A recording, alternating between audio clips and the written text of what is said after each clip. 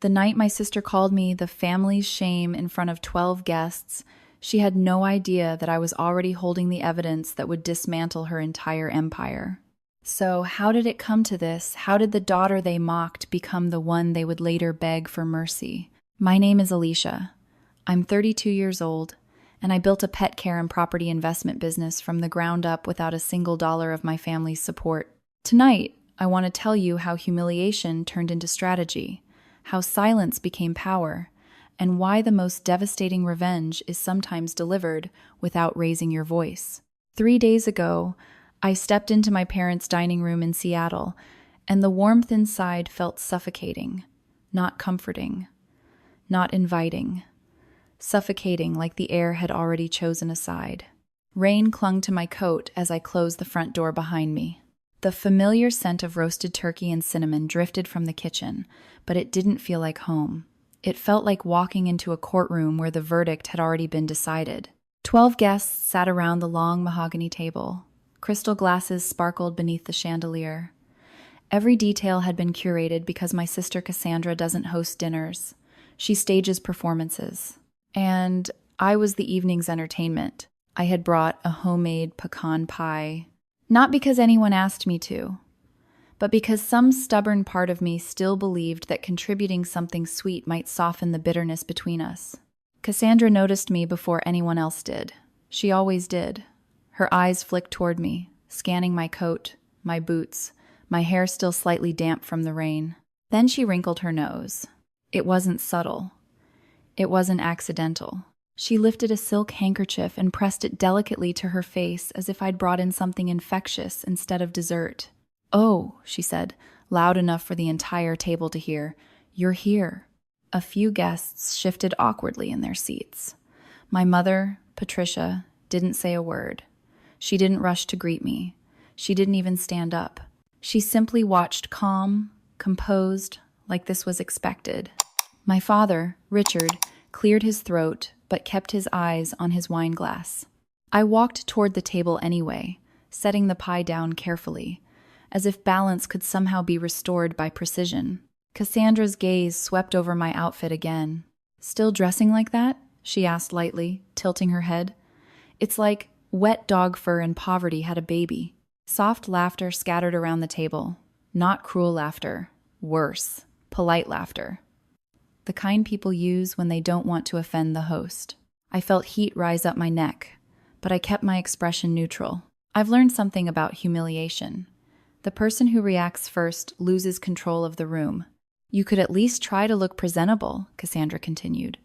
"Some of us work very hard to maintain standards." Standards. That word lingered in the air like perfume, sweet but suffocating. I run Seattle Paws, a pet care service that started with one client and a secondhand van. I walk dogs, yes. I manage a team. I oversee contracts. I own properties that generate passive income most people would envy. But to Cassandra, I am the girl who smells like shampoo and fur. And to my parents, I am the daughter who walked away from law school. Cassandra pushed back her chair slowly and stood, drawing attention the way she always does.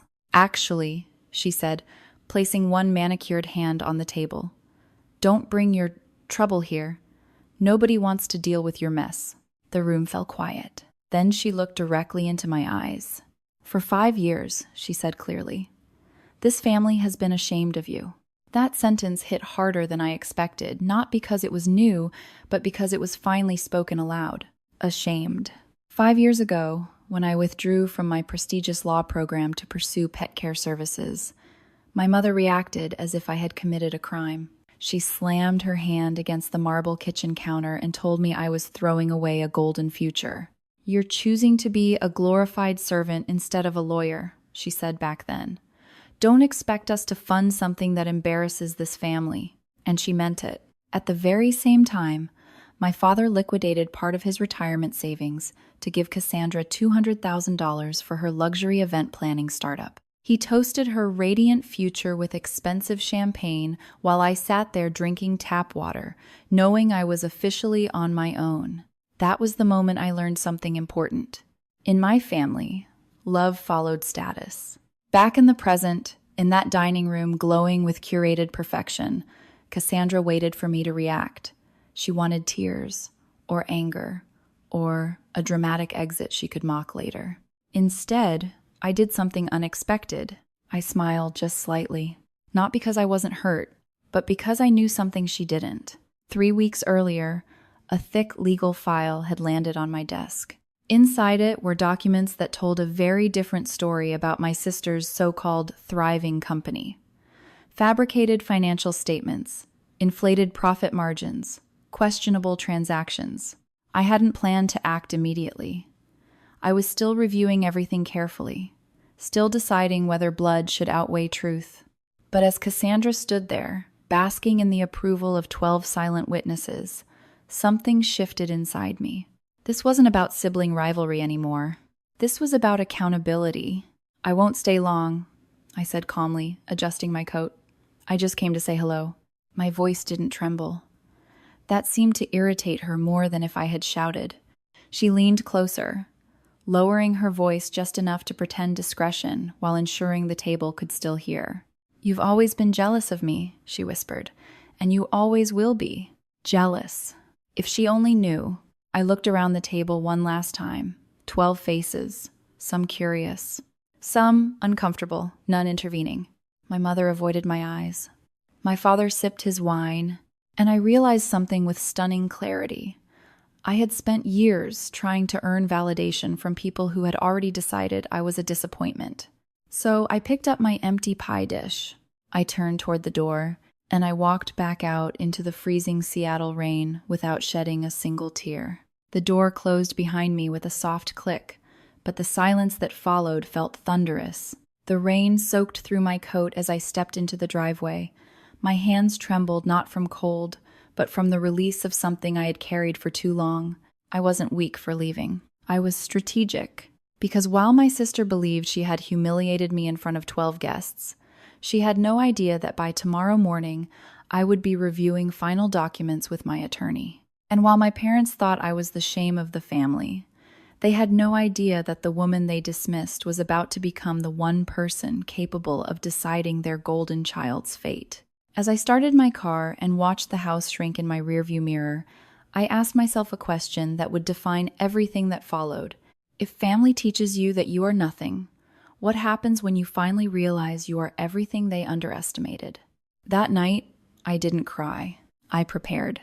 If you want to understand why that Thanksgiving night didn't break me, you have to go back 5 years to the afternoon I became the disappointment officially. People think betrayal is loud. A slam door, a scream, a dramatic disowning. In my family, it was quieter than that. It sounded like disappointment wrapped in politeness. It looked like investment papers signed for one daughter, while the other sat at the same table pretending not to notice. 5 years ago, I stood in my parents' kitchen, staring at the marble countertop I'd grown up wiping clean after dinner. Rain tapped against the windows, the kind of gray Seattle afternoon that makes everything feel heavier than it should. "I'm withdrawing from the law program," I said. The words felt fragile leaving my mouth, but I had rehearsed them 100 times. I expected shock, maybe anger. I didn't expect what actually came. My mother froze first, completely still. Then, her face hardened in a way I had only seen once before, when a neighbor publicly embarrassed her at a charity event. "You're what?" she asked. "I've been building a pet care service on the side," I explained quickly. "It's growing. There's real demand. I've done the research. I have projections." She slammed her palm against the marble so hard it echoed through the house. "Do you know what people would give for that opportunity?" she demanded. "A prestigious law program, a future people respect, and you're throwing it away to clean up after animals?" Her voice wasn't just angry, it was offended, as if my decision was a personal attack against her social standing. "It's not just dog walking," I said carefully. "It's a scalable service model. Grooming partnerships, training packages, long-term contracts. I can build this into something significant." But she didn't hear the word build. She heard embarrass. "You are choosing to be a glorified servant instead of a lawyer," she said, each word deliberate. "Don't expect us to fund a lifestyle that humiliates this family." And that was it. The door closed, not physically, but financially and emotionally. What hurt more was what happened next. That same week, my father announced at dinner that he had decided to invest in the future. Cassandra sat beside him, glowing. He had liquidated part of his retirement savings money he had spent decades accumulating to fund her luxury event planning startup. $200,000. He said it proudly, like he was making history. "She represents the future of this family," he said, lifting a glass of expensive champagne. "This is a smart investment." Cassandra smiled modestly, but her eyes flicked toward me for just a second, long enough for me to see the satisfaction there. I remember staring at my water glass, watching condensation slide down the side. I didn't ask for their money. Not then, not ever. But the message was clear. One daughter was a risk worth taking. The other was a risk they refused to acknowledge. That night, after everyone went to bed, I sat alone in my childhood room and cried, not because I doubted my decision, but because I understood what it meant. I wasn't just leaving law school. I was leaving the version of myself my parents approved of. The next morning, I transferred out officially, and I started from nothing. My first clients were two elderly women who needed someone to walk their golden retrievers during the week. I charged modestly. I reinvested every dollar. I created spreadsheets at midnight, mapping growth strategies. I researched licensing, insurance, staffing models. My van was secondhand. It rattled when I drove uphill. It smelled permanently like shampoo and wet fur. But every dog I cared for, every referral I earned, felt like a small brick laid in a foundation that belonged to me. Those early months were brutal.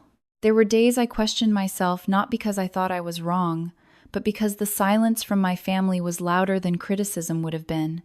They didn't ask how the business was going. They didn't pretend to be curious. Cassandra, meanwhile, posted glossy photos of launch parties and champagne towers. And then one afternoon, my van broke down on the side of a highway. 3 golden retrievers barked anxiously in the back. I stood in the rain, staring at the smoking engine, fighting the urge to scream. That's when Grant pulled over. He stepped out of a rusted pickup truck, wiping grease off his hands with a rag. "You need help?" he asked simply. No judgment, no smirk, no pity. He changed my tire in the rain while I held an umbrella over both of us, which didn't really help.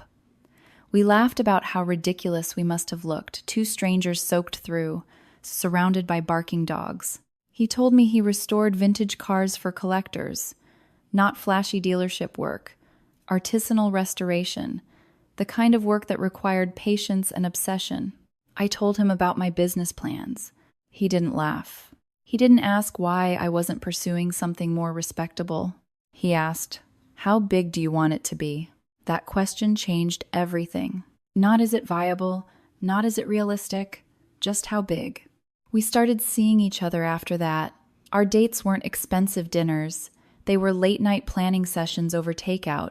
We compared spreadsheets. We talked about leverage and reinvestment. When I brought him home to meet my parents, I should have known what was coming. My mother's eyes dropped immediately to his work boots. My father examined his calloused hands like they were evidence of failure. "So," my mother said tightly, "do you plan to get a real job eventually?" Grant smiled politely. "I restore vintage vehicles for private collectors." My father gave a short, dismissive laugh. "Ah, so you scrub grease for people who use their brains." Grant didn't argue. He didn't mention the waiting list of clients who paid him more for a single restoration than my parents' annual mortgage. He just squeezed my hand under the table. That night, as we drove home in silence, I braced myself for embarrassment. Instead, Grant said, "Good. Let them underestimate us. It's quieter that way." And he was right. We worked 18-hour days. While Cassandra burned through launch party budgets, we reinvested every profit. We moved into a tiny studio apartment to cut expenses. We didn't buy flashy cars or designer clothes. Instead, we bought our first rundown duplex in a developing neighborhood. We renovated it ourselves on weekends. Paint under our nails, dust in our hair. We increased its value slowly, strategically. Then we bought another, and another. My parents still thought I was barely surviving. They still sent occasional passive-aggressive comments about real careers. But behind the scenes, our accounts were growing, our portfolio was expanding, and for the first time in my life, I didn't need their validation, because I had proof, not the kind you brag about at dinner parties, the kind that sits quietly in bank statements and property deeds. Looking back now, I realized something important. The moment my parents chose Cassandra publicly was the moment I was forced to choose myself privately. They thought they were denying me opportunity. What they were really doing was removing interference. Because when you stop trying to earn approval from people who refuse to give it, you free up an incredible amount of energy. Energy that can be redirected, energy that can become strategy. Energy that, one day, might return to a Thanksgiving table, not seeking acceptance, but carrying consequences.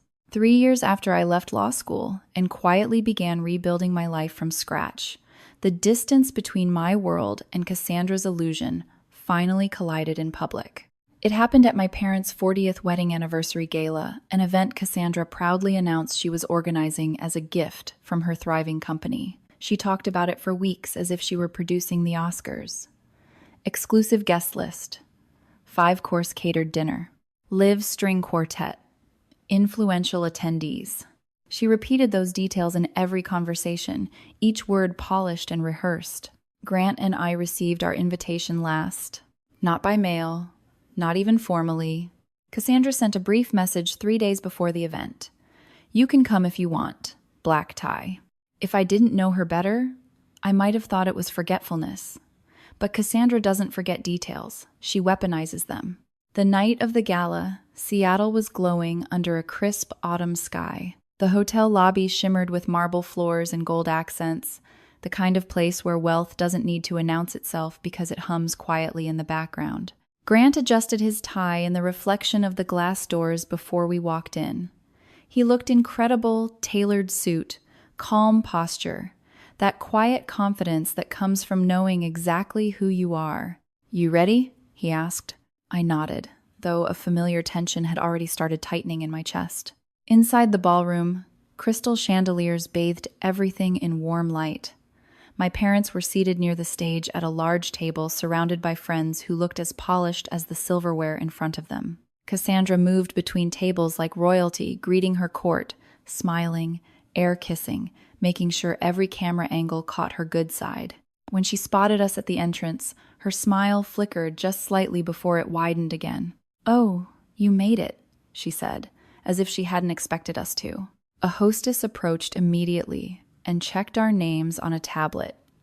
Then she began leading us not toward the front tables near the stage, but past them, past the family section, past the VIP area, all the way toward the back of the ballroom. Our table was small and round, tucked behind a decorative partition near the kitchen doors. From where we stood, I could see servers weaving in and out with trays. I could hear the clatter of dishes and the occasional sharp hiss from the swinging kitchen doors. At our table sat a freelance photographer reviewing his equipment, 2 distant cousins with restless toddlers, and one of the catering managers who kept checking her watch. For a moment, I just stood there. Grant pulled out my chair without hesitation, as if this seating arrangement were completely normal. And that's when I understood this wasn't an oversight. It was choreography. Cassandra had intentionally placed us where we would be seen but not included, visible enough to remind everyone of our lesser status, but far enough away to prevent us from contaminating the aesthetic she'd curated. From the center of the ballroom, I could see my parents laughing under the chandeliers, raising glasses in celebration. They looked radiant, proud. I wondered if they noticed where we were seated. I wondered if they cared. Throughout dinner, Cassandra took the stage repeatedly to thank sponsors and supporters. She described her company's growth in sweeping, confident language. She spoke about expansion plans, about demand exceeding capacity, about future contracts in vague but impressive terms. The guests nodded, impressed. I watched carefully, because by then, I already knew some of her numbers didn't add up. The turning point of the night came during the gift presentation.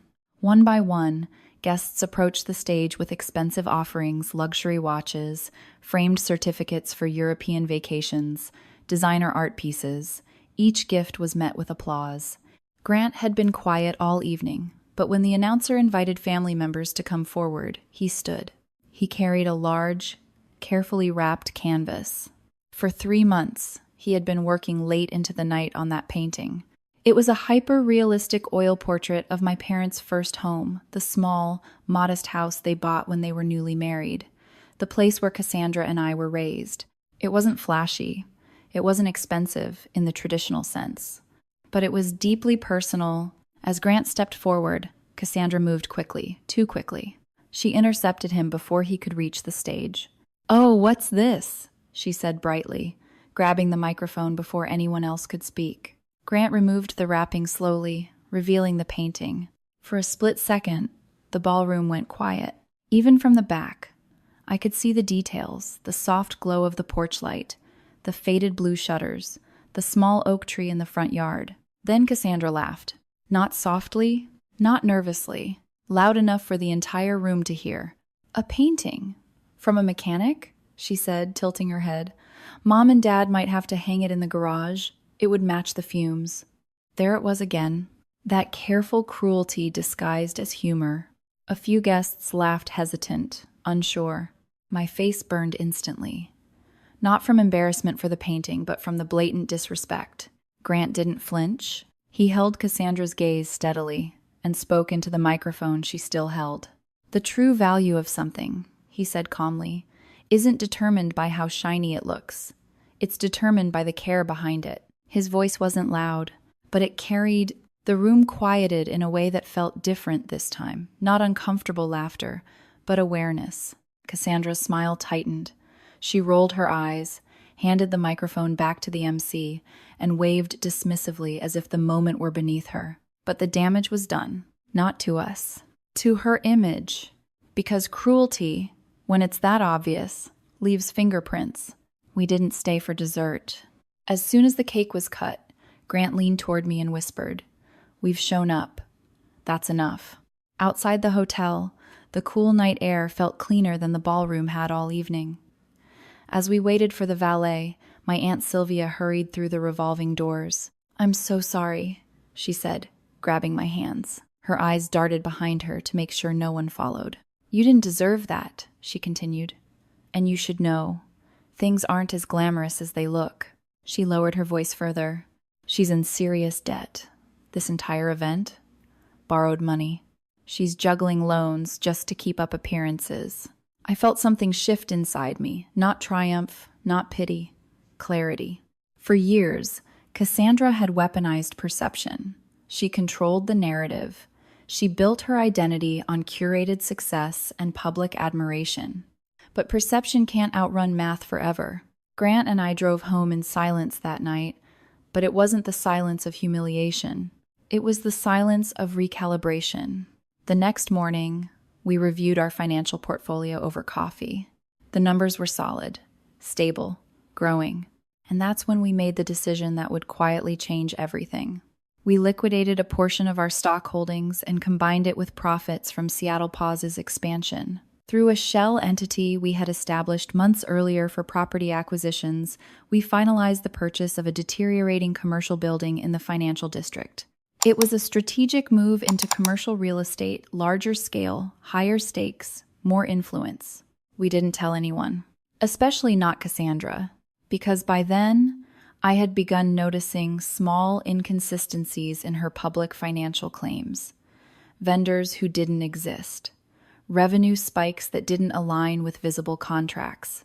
Social media announcements that sounded impressive but lacked substance.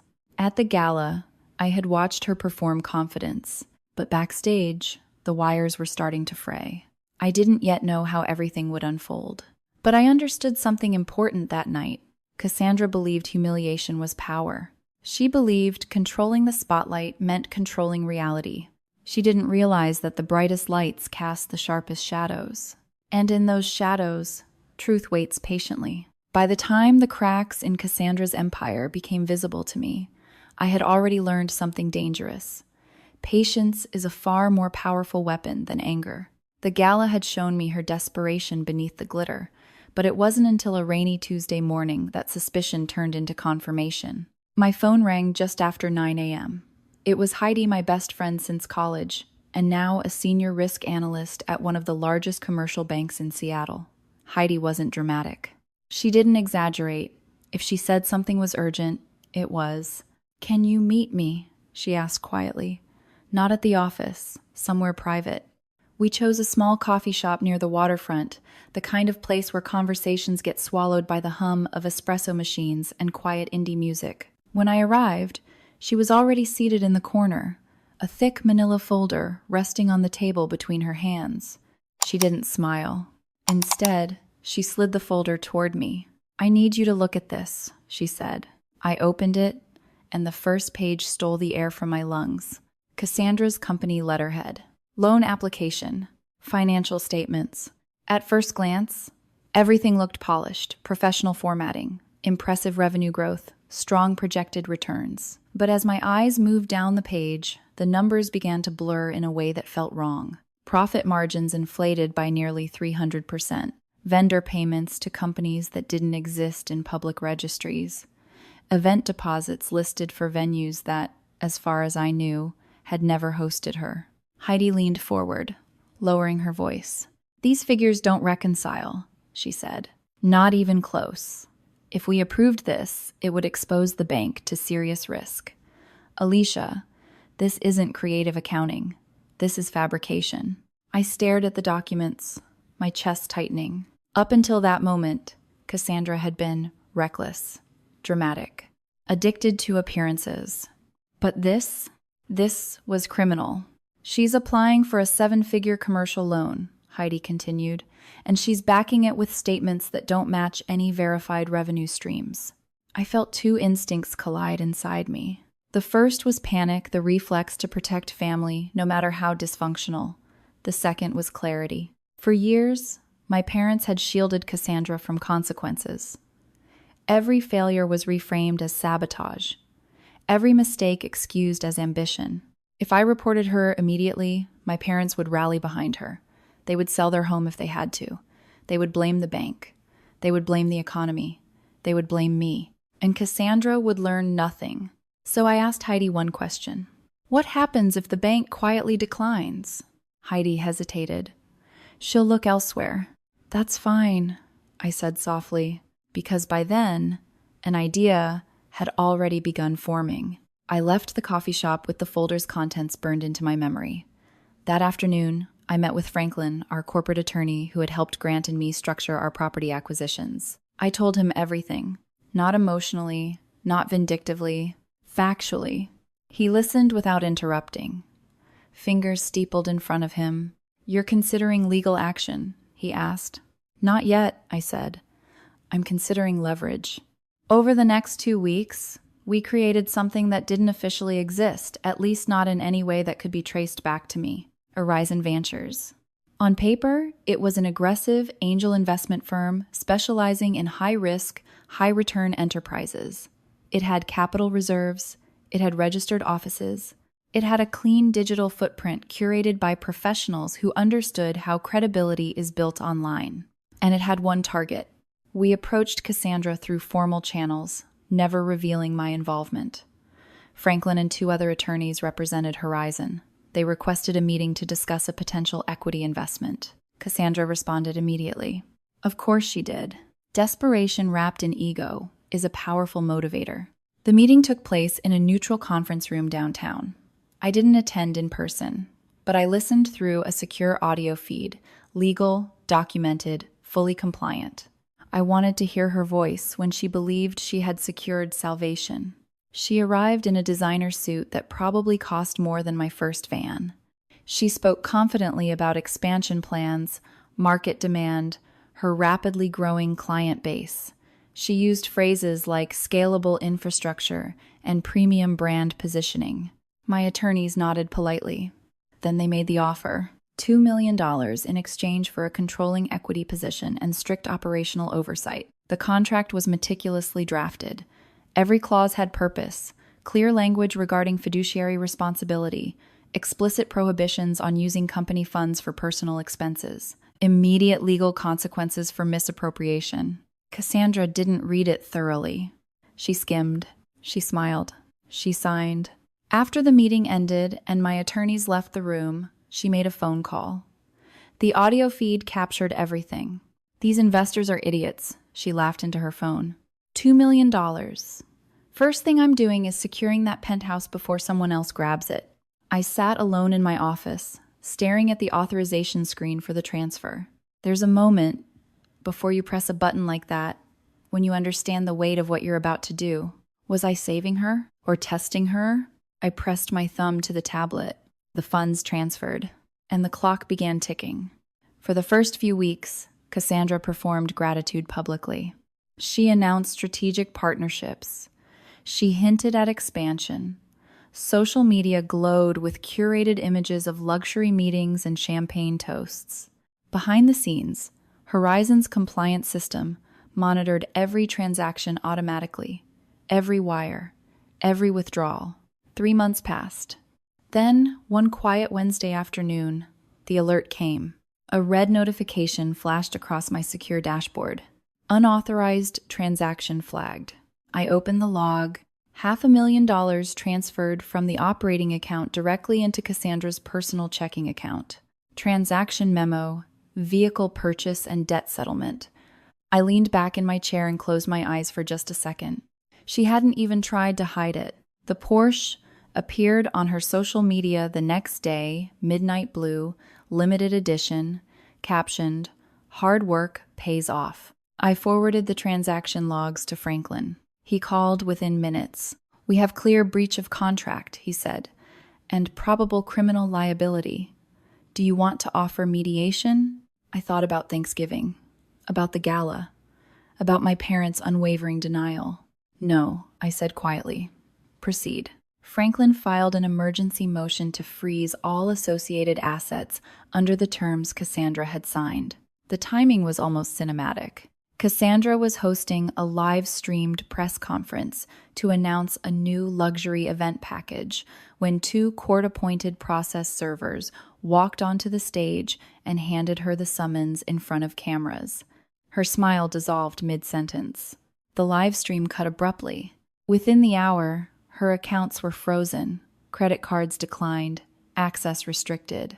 My phone began vibrating nonstop calls from my mother, from relatives, from unknown numbers. I didn't answer immediately, because this wasn't revenge born from rage. It was accountability executed through law. And for the first time in her life, Cassandra couldn't manipulate perception fast enough to outrun reality. She had signed the contract. She had made the transfer. She had chosen the outcome. All I had done was hold her to the rules she believed only applied to other people. And as the notifications continued lighting up my phone, I realized something that surprised even me. I didn't feel triumphant. I felt steady. Because the trap hadn't been cruel. It had been fair. And fairness, when someone has never faced it before, feels like devastation.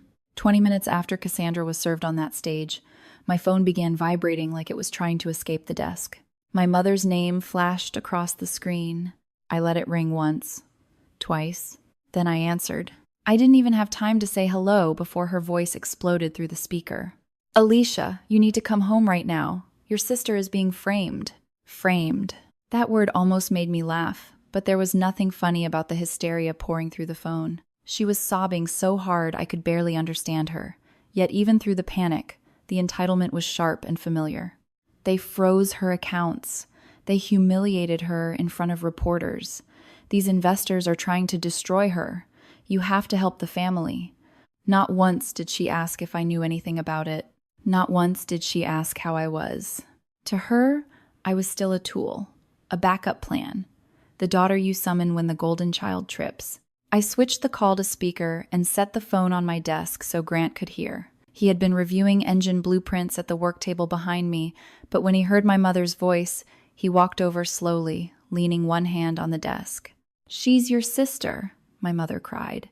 "You can't just sit there while strangers try to put her in jail." Grant didn't interrupt. He just listened. And I listened too, not just to her words, but to the pattern underneath them. It was the same pattern from 5 years ago. From Thanksgiving. From the gala. Cassandra does something reckless. The world reacts. My parents look for someone else to absorb the consequences. Alicia, are you even listening? My mother demanded. Yes, I said calmly. I'm listening. Then get over here, now. The call ended before I could respond. The silence in my office afterward felt heavy but clear. Grant looked at me carefully, not instructing, not advising, just waiting. You don't have to go, he said finally. I thought about that. For years, I had gone every time they called, to defend myself, to explain, to try and earn something that was never offered freely. But this time was different. This time, I wasn't walking into that house as the scapegoat. I was walking in with the truth. I need to go, I said quietly. Not for them, for me. The drive to my parents' house felt strangely light. Not because I wasn't nervous, I was, but because the dread that used to sit in my stomach during these visits wasn't there anymore. In its place was something steadier, resolution. When we stepped inside, the air felt charged. My father was pacing across the living room rug like a trapped animal. My mother sat on the edge of the sofa, tissues scattered around her like evidence of grief. Cassandra was in the center of it all. Mascara streaked down her cheeks, her hair slightly disheveled. But even in chaos, her posture held that same familiar arrogance. When she saw me, she didn't look relieved. She looked irritated. What took you so long? She snapped. No greeting, no apology, just accusation. She's facing federal charges, my mother whispered, as if the words themselves were too heavy. They're saying she misused funds. Because she did, I said before I could stop myself. The room froze. Cassandra's head snapped toward me. Excuse me? She said slowly. You signed a contract, I continued, keeping my voice even. It clearly outlined restrictions on personal use of company funds. My father's pacing stopped. How would you know that? He demanded. I didn't answer immediately, because before I revealed anything, I wanted to see how far Cassandra would go. She stood up abruptly, pointing a shaking finger at me. This is exactly what I mean, she said. You've always been jealous, always waiting for me to fail. Jealous, that word again. My mother turned to me with pleading eyes. Alicia, whatever this is, we can fix it. If they just want the money back, we'll give them the house. Your father and I will sign whatever we need to sign. There it was. Sacrifice everything for her. Again, Cassandra folded her arms, her tone shifting from rage to calculation. Actually, she said, looking directly at me, you can help. Sell your pet business. Liquidate it. Between that and mortgaging Grant's house, we can cover bail and legal fees. The audacity was almost breathtaking. My entire livelihood dismissed as disposable. Grant stepped forward slightly, but I lifted my hand gently to stop him. This needed to come from me. You want me to dismantle everything I built, I said slowly, to cover up a crime you committed? It wasn't a crime, she snapped. It was strategic reallocation. I'm the CEO. I decide how funds are used. The words echoed in the room. Strategic reallocation. I took a step closer to her. Did you transfer $500,000 from the operating account into your personal account? I asked. Her jaw tightened. That's none of your business. That's not what I asked. My father slammed his palm on the coffee table. Enough. This is family. We don't interrogate each other. I looked at him, really looked at him, and for the first time, I didn't feel small. This became my business, I said quietly, the moment she signed that contract. Cassandra laughed sharply. What contract? Do you think you understand high-level finance because you walk dogs and flip cheap properties? Her words didn't sting anymore. They revealed, I stepped even closer until we were only a few feet apart. Are you absolutely certain, I asked softly, that you're innocent? Something flickered in her eyes. Just for a second, then rage surged back in. She grabbed a crystal water glass from the side table and hurled it toward my face. Everything slowed. Grant's arm moved before I even registered what was happening. The glass shattered against the fireplace, shards scattering across the hardwood floor. The crash silenced everyone. Cassandra stood there, breathing heavily. I had the right, she screamed. It was my company. There it was. Not denial. Admission. My mother gasped, but not at the confession, at the chaos. I looked around the room, searching for even a hint of realization in my parents' faces. But they weren't shocked by her words. They were angry at me for provoking her. That's when something inside me finally detached. For 32 years, I had tried to win their approval, tried to be patient, tried to explain, but you can't reason someone out of a lie they're emotionally invested in. I straightened my coat. "If you're confident you did nothing wrong," I said evenly, "then let the judge decide." Cassandra scoffed. "You think I'm scared?" I held her gaze. "I think you've never been held accountable." The room went quiet again. I turned toward the door. "Alicia," my mother called out desperately. "You're just gonna walk away?" I paused, my hand on the doorknob. For a moment, the old guilt tried to surface. But guilt requires responsibility, and this wasn't mine. "I'm not walking away," I said, without turning back. "I'm stepping out of the way." Outside, the evening air felt cool and steady against my skin. Grant followed, placing a reassuring hand on my back as we walked to the car. As we drove away, I realized something that surprised me. I didn't feel cruel. I didn't feel vengeful. I felt clear. Because mercy without accountability isn't kindness. It's permission. And for the first time in my life, I wasn't going to give them permission to destroy me in order to save her. 2 days before the preliminary hearing, I slept better than I had in years. Not because I was celebrating, not because I enjoyed what was coming, but because, for the first time in my life, the outcome didn't depend on whether my parents believed me. It depended on documents, on signatures, on actions, and facts don't bend for favoritism. The morning of the hearing arrived gray and damp, the kind of Seattle morning that feels suspended between seasons. Grant and I drove downtown in near silence, not tense silence, focused silence. He reached over at a red light and squeezed my hand. "No matter what happens in there," he said quietly, "you already won." I knew what he meant. I had already broken the emotional cycle. The rest was procedural. Inside the federal courthouse, the air felt sterile and cool. Cassandra and my parents were already seated in the mediation room when we entered. Through the glass panel in the door, I could see my father leaning forward, speaking in urgent whispers. My mother clutched her purse like it contained oxygen. Cassandra looked smaller than I remembered, not physically, but energetically. Her posture was stiff, her jaw tight, her confidence flickering under pressure. We didn't walk in immediately. Franklin entered first, carrying a leather briefcase, expression calm and unreadable. He greeted Cassandra's attorney with a firm handshake. I waited until the exact moment Franklin turned and held the door open. Then I stepped inside. The sound of my heels on the polished floor drew every eye in the room. My father blinked as if he wasn't sure what he was seeing. My mother's hand flew to her mouth. Cassandra stared at me with confusion first and then irritation. "What are you doing here?" she snapped, standing abruptly. "This isn't some family intervention. I don't need you embarrassing me in front of." She gestured vaguely toward Franklin, not recognizing him for what he represented. She still believed she was in control of the narrative. Franklin stepped forward smoothly, raising a hand to interrupt without aggression. "Miss Cassandra," he said evenly, "I would advise lowering your voice." She turned to him, clearly annoyed. "And who exactly are you supposed to be?" she demanded. Franklin didn't answer her directly. Instead, he turned slightly toward me and extended his arm in a subtle but unmistakable gesture of introduction. "This," he said calmly, "is the chairwoman of Horizon Ventures, my primary client." The silence that followed felt physical, like oxygen had been sucked out of the room. My father's glasses slipped from his fingers and clattered softly against the table. My mother looked from Franklin to me as if waiting for someone to laugh and announce it was a misunderstanding. Cassandra didn't move at first. Then she shook her head slowly. "No," she said under her breath. "That's not funny."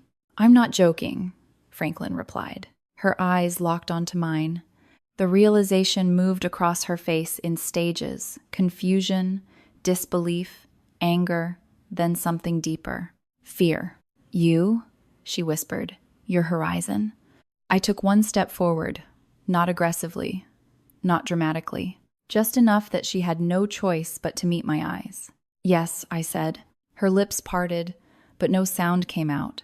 For years, Cassandra had defined me as the lesser sister, the failed one, the embarrassment. And now she was staring at the person who controlled her legal fate. You set me up, she finally spat. No, I said quietly. You signed a contract. You transferred the funds. Her attorney cleared his throat and began flipping through documents. Cassandra's face drained of color as the transaction records were laid out in front of her. $500,000, Franklin stated evenly, transferred to your personal account in direct violation of Clause 4.2 regarding fiduciary restrictions. It was a temporary allocation, Cassandra snapped. I intended to reimburse it. With what revenue? Franklin asked calmly. The fabricated vendor invoices? The inflated margins? My parents sat frozen. For the first time, there was no performance, no audience to charm, no social media filter to soften the blow, just paperwork. Cassandra turned to my parents desperately. Say something, she demanded. Tell them this is a misunderstanding. My mother's eyes filled with tears. Alicia, she whispered instead. Please, this is your sister. That sentence carried decades of expectation, but something inside me had shifted permanently. This isn't about being sisters, I said gently. It's about being accountable. Cassandra laughed sharply, but it sounded hollow. So what now? She challenged. You want to see me in prison? Is that what this is?